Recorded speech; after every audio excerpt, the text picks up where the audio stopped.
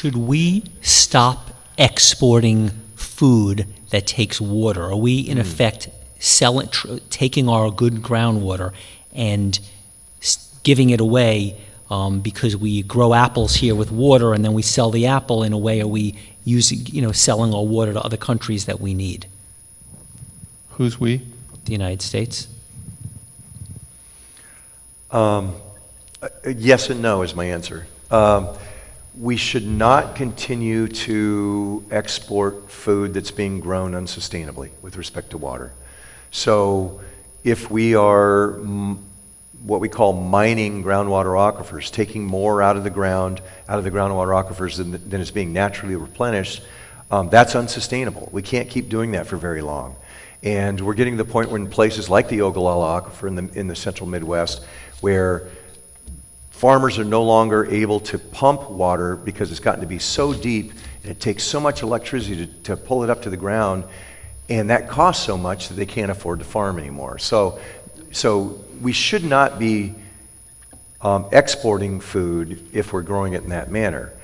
If we're using water in a sustainable manner, there's an argument to be made that it can really help to sort of water subsidize countries that don't have as much water available and the ability to grow food to subsidize their populations.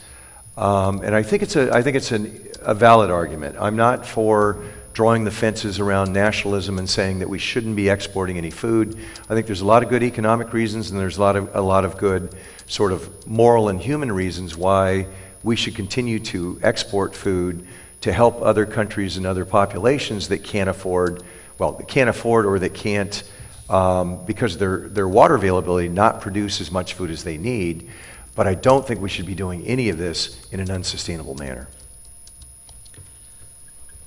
How much of the world's food is currently being watered or grown with aquifers that will be dried up in the next 20 years? And is there anything to learn? So that's question one. How much of the world's food is grown with aquifers that will be dried up in the next 20 years? And is there anything to learn about water from Israel or any other countries that have been successful with water, with water management? I guess It's you again? I know this one pretty well. So something between 10 and 20% of our food is being produced on aquifers that are declining. Aquifer levels are dropping. Again, it's like a bank account. If there's not enough water being infiltrating, percolating back into those aquifers to replenish them, as compared to the rate that we're pulling them out, then the bank account, the water account, goes dry. Steve, to say that they dry up is really hard to determine, and it's not. The problem doesn't become when the aquifer goes dry. The problem becomes when the water level gets so far down that it becomes uneconomical to extract it. So that's sort of the extinction of an aquifer in economic terms. And that's the part that we have to be really concerned about.